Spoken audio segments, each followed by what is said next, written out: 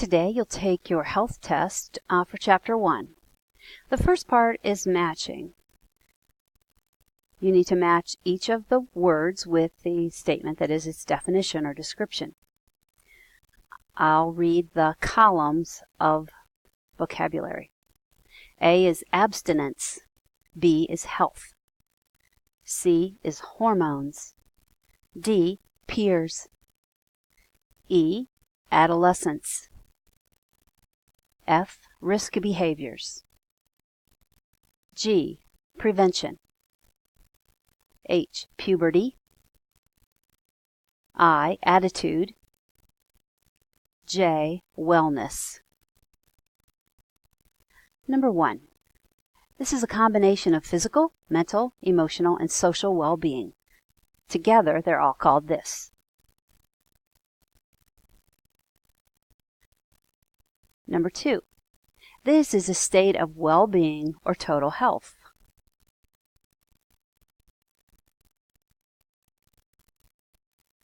Three. This is the time when you start developing physical characteristics of your gender, when your body starts to change. 4. This is the stage in life that's between childhood and adulthood. It's called this.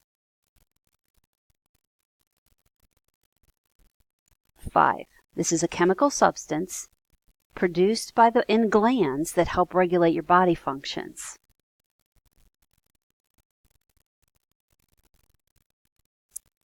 6.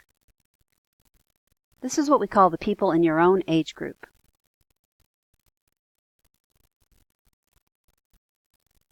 7. These are actions that might cause injury or harm to yourself or to others.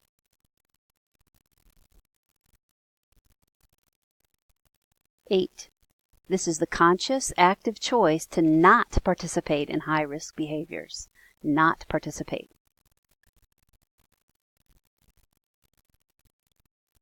9. This is taking steps to keep something you want from happening or from getting worse.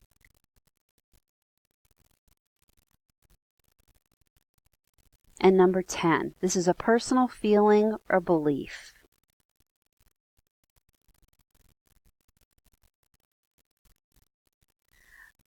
The next section are true and false.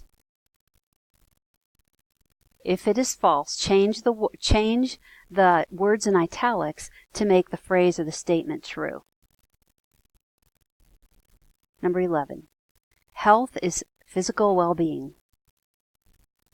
So either it's true or you're going to do something different with the word physical. 12. Abstinence means participating in high-risk behaviors. Either it's true or you're going to do something with the word participating. Number 13. Wellness is indicated by your current health habits and behaviors.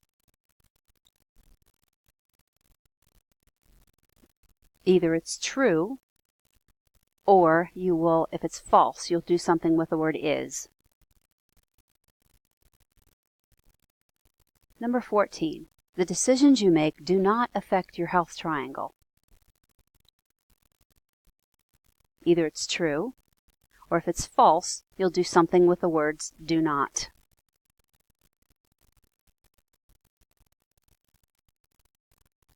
The next section are short answer questions.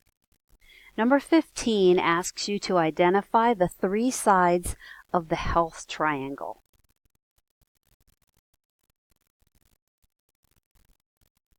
Number 16 asks you to name 3 positive lifestyle factors.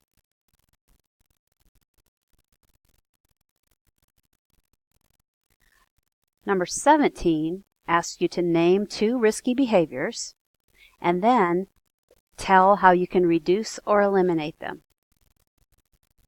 So first you'll write down a risky behavior, and then to the right of it, a way to eliminate it.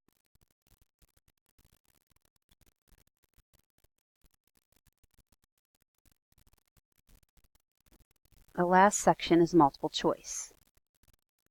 you need to identify the choice that best completes the statement or answers the question. Number 18. This is a way of life that includes little physical activity. It is called a what? A cumulative risk, a sedentary lifestyle, an attitude, or a prevention. Number 19. These are behaviors and habits that help determine a person's level of health.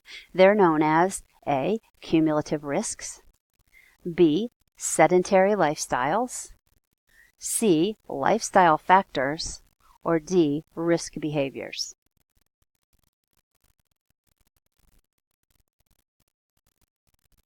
Number 20. Which of the following is a risky behavior? Is it A. Becoming sedentary, B. Practicing prevention, C. Taking precautions, or D. Choosing abstinence? Number 21.